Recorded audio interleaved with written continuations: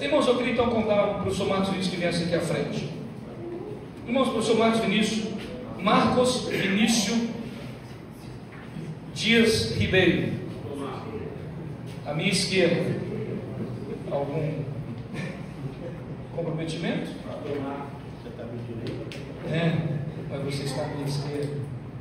Irmãos, ele é casado com a irmã Maria do Carmo. Ele tem 2 filhos, o pastor Fagner e a Fernanda.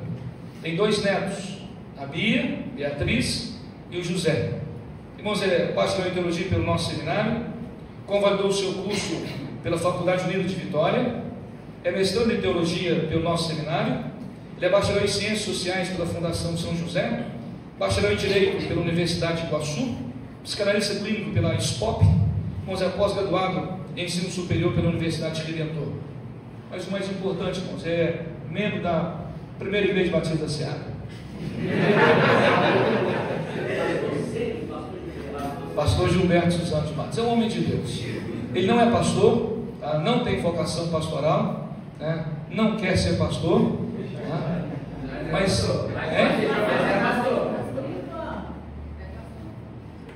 é um homem de Deus. Um homem de Deus. Homem que, irmão, está sempre disposto a ajudar e tem trabalhado conosco há quase 200 anos que ele está aqui no seminário, né? Desde 94, né? Eu não era nem nascido nessa época. Mas, irmãos, olha, nós ficamos felizes quando eu fiz o convite e ele aceitou, porque é uma pessoa que tem mostrado ao longo desses anos, irmãos, um comprometimento muito grande com o nosso seminário, com a vida cristã.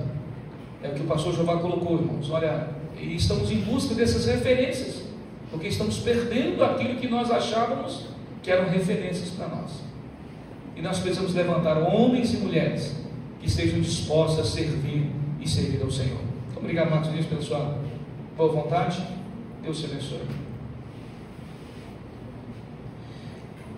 Depois dessa, né? A gente tem uma vida com o seminário desde 1994, quando eu vim aqui fazer um curso de bacharel em teologia, e na época não fui muito estimulado para tal, porque quando eu cheguei aqui já era em março, o pastor Jeová já estava numa turma aí, em março, e o pastor Paulo Zarro falou assim: olha, você já está chegando atrasado, então você já não vai aprender o grego. Falei para ele: então vamos fazer uma coisa, vamos fazer um acordo entre mim e você. Me deu o seu caderninho, que era o livrinho do Koine, do grego, e a gente combina no final. Tirei 2 notas 10 com ele. Ele falou: não tem jeito com você não, né? E quando o pastor Rômulo me convidou para falar para os irmãos, eu lembrei daquela convocação que eu tive na época da Igreja Batista Seara para uma irmã que chegou para mim e falou: irmão, o irmão tem pregado tanto aqui na igreja, o irmão tem trabalhado tanto na área de evangelismo, por que o irmão não vai fazer o seminário? Falei para ela: eu não quero ser pastor. A gente prega porque desde criança a gente já teve um contato com a palavra de Deus e com o evangelismo, mas para ser pastor não. Ela não mais vai fazer. E o texto que a gente escolheu, ele fala um pouco sobre isso, como alguns falaram aqui, né? O próprio pastor Jeová, o pastor Rômulo. Eu vim para fazer o seminário não para ser pastor, mas com a certeza da vocação. Com a certeza da vocação. Vamos abrir as nossas Bíblias em Isaías, no capítulo 6, a partir do versículo 1. Isaías, capítulo 6, a partir do versículo 1. E nos diz assim: no ano em que o rei Uzias morreu, eu vi o Senhor assentado num trono alto e exaltado, e a aba de sua veste enchia o templo. Acima dele estavam os serafins, cada um deles tinha 6 asas. Com 2 cobria o rosto, com 2 cobria os pés, e com 2 voavam. E proclamavam uns aos outros: Santo, Santo, Santo é o Senhor dos exércitos. A terra inteira está cheia da sua glória. Ao som de suas vozes, os batentes das portas tremeram, e o templo ficou cheio de fumaça. Então gritei: ai de mim, estou perdido, pois sou um homem de lábios impuros e vivo no meio de um povo de lábios impuros. E os meus olhos viram o Rei, o Senhor dos exércitos. Então um dos serafins voou até mim, trazendo uma brasa viva que havia tirado do altar com uma tenaz. Com ela tocou a minha boca e disse: veja, isto tocou os seus lábios, por isso a sua culpa será removida e os seus pecados serão perdoados. Então ouvi a voz do Senhor, conclamando: quem enviarei? Quem irá por nós? E eu respondi: eis-me aqui, envia-me. Senhor Deus, nosso eterno Pai, obrigado pela Tua palavra, Senhor, lida neste momento, e por essa história tão maravilhosa de Isaías, que nos dá o exemplo da vocação, Senhor. Que o Senhor possa falar aos nossos corações, e o Teu Santo Espírito, ó Pai, selar essa palavra também em nossas mentes, para que possamos assim cumprir a Tua vontade, conforme o Teu querer. Nós te pedimos em nome de Jesus. Amém. Irmãos, vocação. Aprendendo sobre vocação com Isaías. Um dos textos que a gente para e analisa, sempre quando fala em vocação, a gente lembra do chamado de Isaías. Quem eu vou enviar? No dia que a minha irmãzinha lá da Igreja Batista, a primeira da SEAB, ela me falou: por que você não vai? Aquilo me incomodou muito, ir. E por incrível que pareça, no primeiro ano de preparação, eu já fui chamado para fazer um trabalho com a Junta de Missões Mundiais. Primeiro ano. Depois que terminei, a gente fez vários trabalhos com a Junta de Missões Nacionais. Preparado. Sam Tipt, ele sempre falava: olha, nós temos, no livro dele, né, preparado para a batalha. Nós temos que estar preparado para a batalha. Mas primeiramente a gente tem que entender o que realmente é a vocação. Vocação, a palavra vocação é um substantivo feminino que vem do latim vocare, que tem muito a ver com como se fosse um grito de um chamado.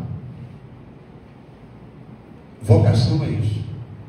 É a ação da voz que penetra no meu ouvido e atinge o meu coração, e que faz mover o meu interior para uma atitude qualquer.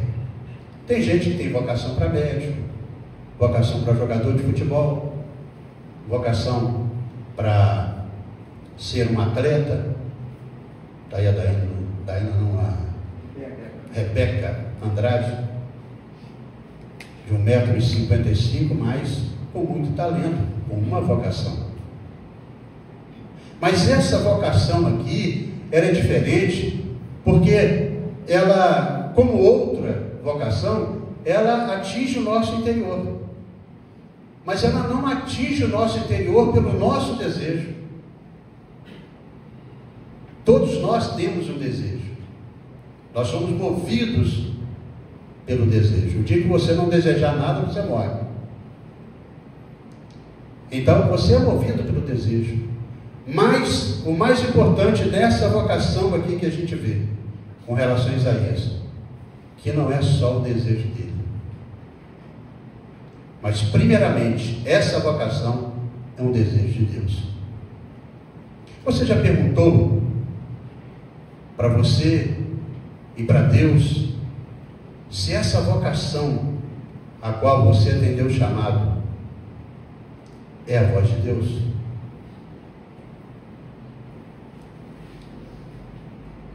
Mas quem foi Isaías? Como retrata aqui, Isaías foi um profeta, como nós já sabemos, que ele teve assim um profundo trabalho junto ao povo de Israel. Ele foi um profeta juntamente com Amós, Oséias, Miqueias, uma época muito difícil para Israel, uma época de muito trabalho, de muita luta e de muita contradição daquele povo. Um povo chamado por Deus, um povo que tinha um decreto para ser exemplo para as outras nações, aquele povo que deveria refletir a salvação neles, ou seja, a salvação em Jesus, aquela promessa da salvação em Cristo Jesus deveria estar refletida no povo de Israel, e eles negaram isso. E quando vemos esse propósito na vida de Isaías, encontramos esse mesmo propósito em Jesus, e que também indica para os seus seguidores esse mesmo propósito. E por incrível que pareça, a última palavra de Jesus diretamente para os seus discípulos era para que cumprisse a vocação: ide, fazei discípulos, ide, anunciar, ide, ensinar. Na vida de Isaías, a gente aprende com ele, às vezes, que as pessoas elas entendem de maneira distinta uma realidade. Isaías, quando ele olha para si mesmo e olha para o povo em que ele estava, ele falou assim: eu não tenho capacidade, eu não tenho condições, eu sou impuro e vivo no meio de um povo impuro. Eu não tenho como fazer um trabalho de excelência, como é o santo, santo, santo, santo, aquele a quem me chama. Mas, mesmo assim, dessa forma, a história de vida de Isaías, ele nos deixa assim algumas pontuações em que a gente tem que hoje refletir. A primeira delas é responder à santidade de Deus apesar da nossa pecaminosidade. Apesar de sermos ruins, apesar da filosofia dizer que todos nós nascemos bons,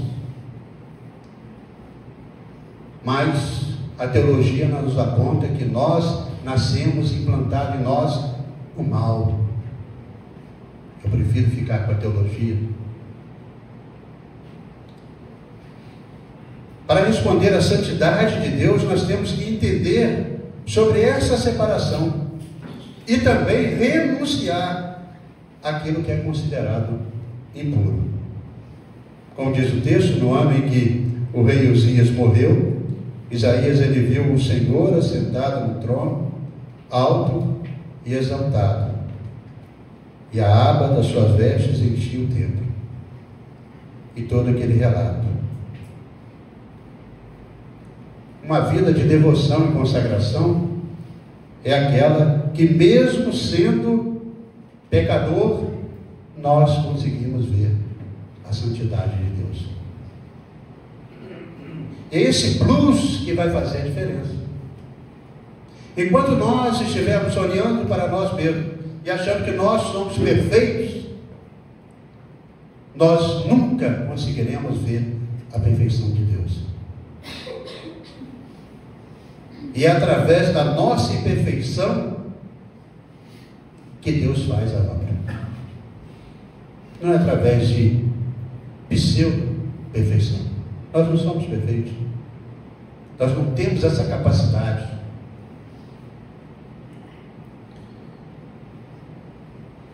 O importante, como diz Isaías aí no final, no versículo 3, Santo, Santo, Santo é o Senhor dos Exércitos. Toda a terra está cheia da sua glória. Se a gente não conseguir ver a santidade de Deus e a plenitude da sua glória, não conseguiremos chegar ao coração de nenhum descrente. Não conseguiremos. O segundo ponto que a gente pode verificar aí é aceitar o chamado apesar da insegurança. Aceitar o chamado apesar da insegurança. Quando eu fui chamado para fazer um trabalho com a Junta de Missões Nacionais, eu estava muito inseguro na época. Um jovem, iniciando o seminário, e o que eu vou fazer? Os sonhos, apesar de a gente estar sempre envolvido com missões, na igreja, na primeira igreja batista, na igreja de Miracema, na igreja batista Seab, mas o que era isso para mim? Do outro lado, a gente tinha um lado de cá, que a gente recebia os missionários, mas do outro lado, eu não tinha participado. E realmente bate uma insegurança na gente. Os pastores que têm um chamado, com certeza, tremeram na hora que ouviu e aceitou, olhou, era uma insegurança. E é bom que isso aconteça. E é bom que isso aconteça, porque quando você está muito seguro de si mesmo, é quando você bate o pênalti para fora. Aquela corridinha do batedor de pênalti que é todo dono de si, que sapateia em cima de si mesmo, o pastor Vanderlei, ele fala muito quanto a isso, fala a pessoa em si mesmado, em volta de si mesmo, dono da situação, e quando dá aquela pancada, a bola vai ou na mão do goleiro, ou na trave, ou para fora. Parece que a gente já sabe até que o rapaz vai bater vai perder. É muita firula, né? Aceitar o chamado apesar da insegurança. Então disse eu: ai de mim, pois estou perdido, porque sou um homem de lábios impuros. Habito no meio de um povo de impuros lábios. Os meus olhos viram o Rei, o Senhor dos Exércitos. Interessante a sequência, né? Primeiro o reconhecimento de quem na realidade eu sou, para depois eu ver quem é o Senhor, quem é o Rei da glória. Ao reconhecer a sua impureza diante da presença de Deus, Isaías ele coloca uma disposição para ele se transformar. Ele quer se transformar. E essa resposta positiva ao chamado, com a disposição de, apesar da insegurança, mas querer ser mudado, é o que move o coração de Deus. Como diz o pastor Jeová, não é o nosso preparo. Isso é importante. Mas é isso aqui que é importante para Deus. É nós entendermos aonde nós estamos, quem somos, com sinceridade. Muitas vezes nós podemos nos sentir até desconfortáveis, ou até mesmo inseguros em relação ao chamado. Mas Deus está sempre nos alertando. Deus está sempre nos fortificando. Às vezes, quando a coisa não acontece, na história é realmente porque tem o dedo humano, porque teve o dedo do homem. Assim como o Senhor deu condições ao profeta Isaías para profetizar o juízo, chegar até mesmo na chegada do Redentor, Ele também dá a cada um de nós condições para realizar também esse ministério. Não importa qual é a sua vocação. Na época do seminário, né, pastor? Lembra que a gente ia de Kombi, né? Eu tinha um chamado para a educação. Por isso o carinho que eu tenho com o seminário. A educação cristã estava já no meu coração. Deus já tinha acendido ali. Graças a Olga, ao pastor Elcio, são pessoas que trabalhavam com a educação cristã lá no Rio de Janeiro e que viram a vocação minha aqui. Foi quando a gente colocava a gente em combis e ia até o Rio de Janeiro para a gente assim preparar. Como foi também do nosso coração trazer também a capacitação para aqui, que a gente conseguiu. Então, a sua vocação, não importa qual, mas primeiramente você tem que entender, aceitar o chamado, mesmo com toda insegurança. Em terceiro lugar, estar disponível para a missão, mesmo em diferentes esferas de atuação, não importa onde você vai servir. Se vai ser aqui, no seminário, se vai ser lá no Surubi, se vai ser lá na China, no Japão, não importa onde. Agora, irmãos, quando você for, estiver no centro da vontade de Deus, você sente isto aqui, a missão cumprida, mesmo em diferentes esferas de atuação. Você sente a dependência sua nas mãos de Deus e Deus respondendo, dando as respostas no momento certo. Mas nunca você fazendo o seu eu, mas deixando Deus trabalhar nesta missão. Como diz aí, então eu ouvi a voz do Senhor conclamando: quem enviarei? Quem irá por nós? E eu respondi: eis-me aqui, envia-me. Isaías, ele se oferece aqui: envia-me. Essa disponibilidade que ele coloca para Deus é a abertura para estar dentro do contexto da missão. Se você não falar isso, nunca você vai estar dentro do contexto da missão. Não importa qual, mas é essa. Pode ser na sua igreja, pode ser como líder de um grupo específico na sua igreja. Você não precisa ser pastor ou pastora, mas desenvolvendo um trabalho crucial dentro do contexto da vontade de Deus. Nós devemos estar dispostos a responder ao chamado de Deus em todas as esferas da nossa atuação. E reconhecer o chamado é importante.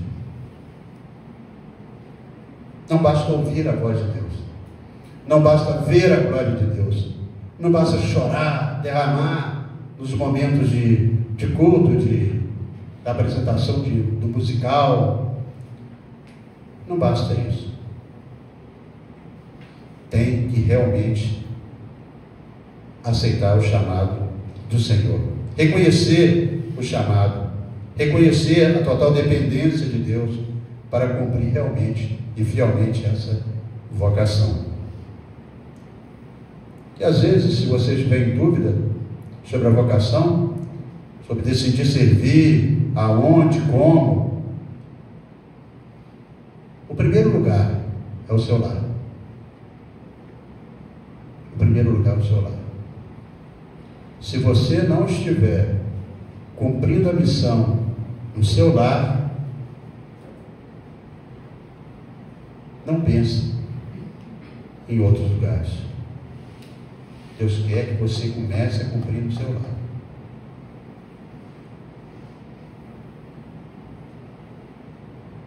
Quarto ponto: ter persistência, mesmo em tempos de oposição, que a gente mais tem hoje, é oposição. Você abre uma revista, ali tem oposição. Você liga uma televisão, ali tem oposição. Está difícil? Está difícil. A gente tem que ficar assinando, escrevendo em YouTubes, para que aquilo, o algoritmo, ele te mande só aquilo que você quer. Mas mesmo assim ainda aparece aqueles que são contratados, que aquilo que você não quer. Ainda aparece. Porque o Senhor, o soberano, me ajuda, e não serei constrangido. Por isso fiz o meu rosto duro como pedra, e sei que não serei humilhado. Assim o próprio Isaías fala, Isaías 50, no versículo 7.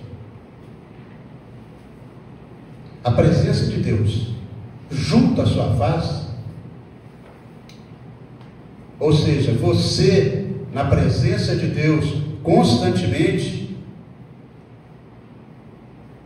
vai lhe tornar firme como a rocha. Isaías, ele enfrentou oposições e hostilidades tamanhas em todos os momentos. E olha, a história dele, em alguns desafios contra pessoas poderosas, por incrível que pareça, não usou nem arma, só pela palavra. Só pela palavra. Encontramos então oposição na nossa vida para viver, na vida cristã, em todos os lugares, no trabalho, na escola, na igreja. Você vai encontrar oposição em todos os lugares. Mas o mais importante é ter persistência, reconhecendo a vocação e o seu chamado. E principalmente, ouvir a voz de Deus. Em quinto e último lugar, irmãos, é proclamar a palavra de Deus, sem negociar.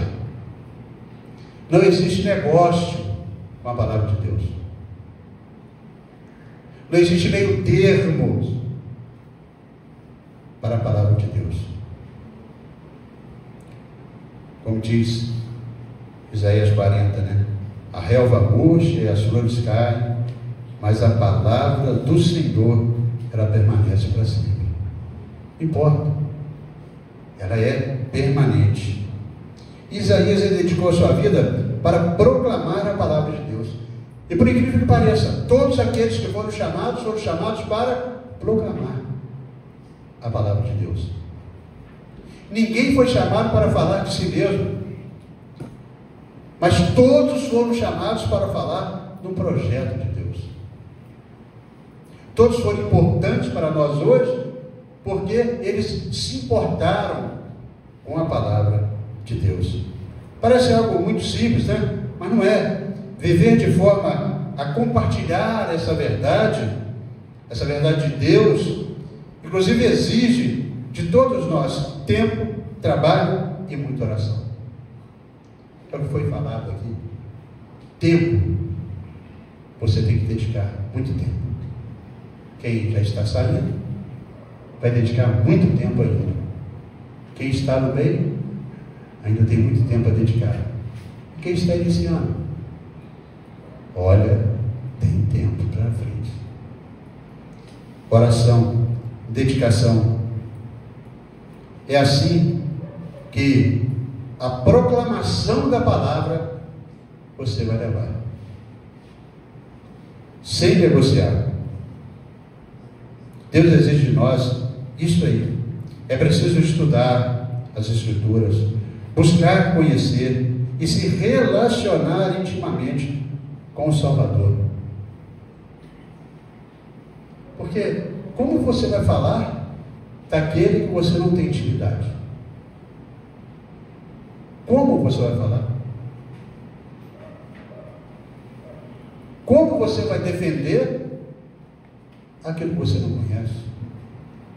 Em apologética a gente vê, né, coisas tão simples para a defesa da fé. E anunciar o Evangelho é mais simples ainda. Mas, primeiramente, nós devemos, como diz aí, renunciar às nossas vontades e também algumas facilidades e caprichos. Caprichos da vida, de trabalho, que às vezes são desagradáveis para com a verdade. Tem coisa que não compete, né, com a palavra, e nem pode competir. Nós não conseguiremos seguir sem oração e intervenção do Espírito Santo, só através dessa condução. Isaías, ele fez esse trabalho. Mas aí vem uma pergunta, né? Vamos início. Mas para que Deus me tira do meu conforto? Por que Ele faz isso com a gente? Primeiramente, porque Ele nos ama. Porque se Ele não tivesse nos amado, Ele não faria isso. Nenhum pai dá uma tarefa para um filho que ele não ama. Nenhum pai faz isso. O maior desejo do pai é ver o filho fazendo uma tarefa, que seja uma tarefa de acordo com os seus preceitos. Todo crente em Jesus, ele é chamado a viver para a glória de Deus. Não importa o seu chamado para quê. O que importa é que, primeiramente, você foi chamado para viver para a glória de Deus. E é por isso que você foi chamado. Agora, para viver com maior tempo, viver um novo papel, executar uma nova função e também responsabilidades diárias. Uma coisa que eu aprendi, o pastor Jeová, quando eu iniciei no seminário, que me valeu depois quando eu fui fazer o curso de Direito, era que eu não sairia de casa mais de bermuda. Quando eu comecei a fazer o seminário, mais santidade? Não, não é por causa disso. É porque às vezes você ia para o centro da cidade de bermuda e às vezes uma pessoa precisava de uma oração no hospital. Você não ia entrar lá assim. Ou às vezes uma pessoa, como muitos já precisaram, de uma oração dentro da delegacia e não podia ir lá fazer assim. Ou resolver uma coisa na prefeitura, antigamente não podia entrar de bermuda. No fórum, então, nem pensar. Está vendo como muda a situação para a gente? Aí a pessoa vai fazer o curso de Direito. Ele vai no fórum e tem que colocar uma gravata. E uma manga comprida. Senão não entra. E se for conversar com o juiz, ainda tem que colocar o paletó, né, pastor? Senão ele fala que você está mal vestido. Não é questão de santidade, mas questão de entender o papel ao qual nós estamos inseridos. O livro de Eclesiastes também ele trata justamente deste tema, né? Das eventualidades da vida. O livro todo, bem dizer. Ele fala que as coisas acontecem debaixo do sol. Ou seja, é onde a gente pode controlar. Somos vocacionados a ser representantes visíveis do Senhor, porque todos estamos vendo.